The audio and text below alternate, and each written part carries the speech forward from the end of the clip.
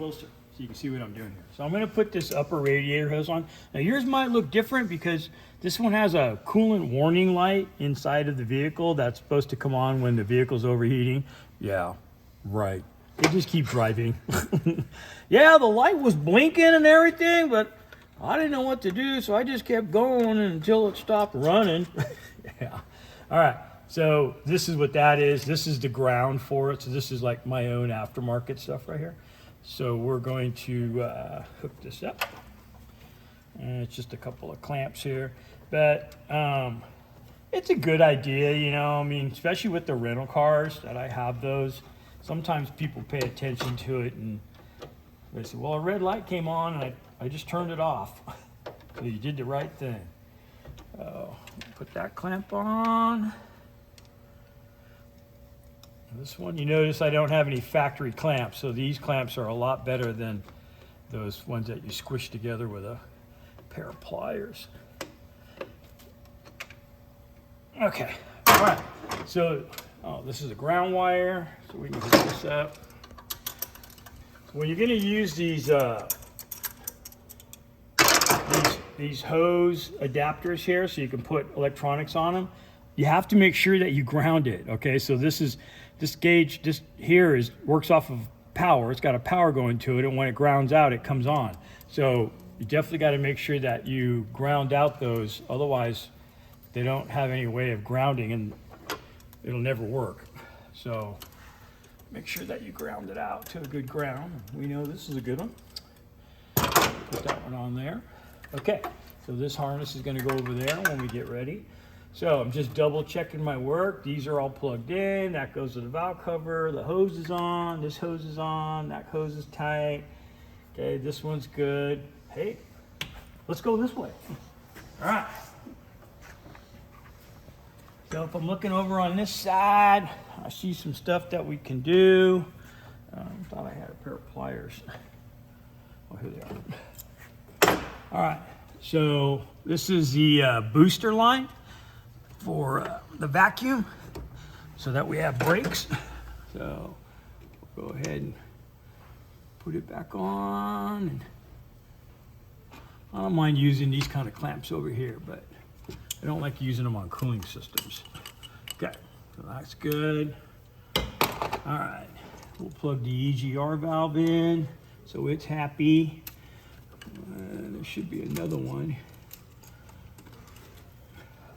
These look like O2 sensors. I'm thinking this one might go down here to the back side of the EGR valve. Yep, bam, there it goes. All right, these are O2 sensors that go to the back on the other side. Here's our fuel line, so we're just gonna plug that on. It should snap into place, and it did. Okay, vacuum lines here from our charcoal canister. One goes right there. This one goes right here. I think I got it on there. Okay, it's got a little holder for it. I like to try to use these holders, makes everything look neat and clean. All right, that one's on there, that's on there. That looks good. This all looks good. Okay, throttle cable, here it is. All right, so the bolts are right here. Boy, somebody was smart doing that, huh? Yeah, you know it was me. So put the bolts right back where they came from so that I don't have a problem finding them.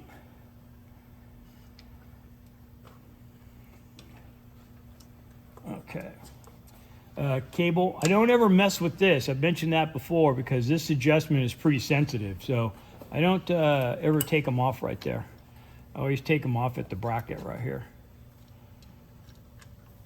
If you do take it off there, you got to make sure you put it on exactly where it came off. And what happens is people adjust it to where they think they're getting more throttle out of this, but they're not. And then you end up breaking off the bracket, or the whole thing pops off. Usually it pops off. And so I just undo them right here at these two little bolts. And then I don't have any problems with them, with that adjustment going wacky on me, and I'm having to mess with it. It pops off in the middle of a race, or the bracket breaks off. Something always bad seems to happen when people mess with that. So I don't do it. All right, I think it's all 10 right here. I mean, it's a little more work to get, you know, my wrench in here, but the benefits of not having a car pop the throttle off in the middle of a race outweighs any little trouble that it may take me to do it this way. So if you do come across a car that's been off, you want to make sure that you adjust it to where it has some slack in it at wide open throttle. You'll still have wide open throttle, but it needs to have slack in there. Otherwise, it pulls it off of the rubber bushing here. And like I said, it bends the bracket or breaks the bracket off. And so, and I've seen that happen many times before. So I'm just trying to save you the aggravation, because you're not going to gain any power out of it. It does already have wide open throttle. All right, we almost got this one here. Bottom one's always the hardest one. I'm the kind of guy that always goes for the hardest bolt first and then the easiest bolt last. That's just the way I run my life. So, okay, well, that's good. All right, might be able to get this one with a speed handle. Okay. Okay. All right. So let's see on this side. So I've got my hoses hooked up, my throttle's hooked up. Okay, my vacuum lines, my EGR valve on both sides. That looks good. Okay, it looks like we're gonna go to the back of the car next. So we'll be back in a minute with finishing up the back of the car. Here we go. All right, we're gonna go to the back. There's only a few things back here, and I went ahead and did one of them without you seeing, but I'm gonna show it to you. So if you can see where my finger's at, right here, there's this hose right here. So I hooked it up. It's a little hard to get to back here. This is one of the next obstacles when you're doing a head in the car. But so I put that hose on there, I tighten that hose clamp, and then I have my coil pack wires here. The blue one goes on the passenger side, so when we get to that stage. And then I'm just gonna plug in my ECT, my engine coolant temp sensor. So if I can get it lined up right. There we go. Okay, so I got that plugged on. All right, so the next steps are to put the coil packs on and the valve cover, and then we're getting close to be, then I can go ahead and I can put on my O2 sensor connectors after that's done. So we'll be right back in a minute.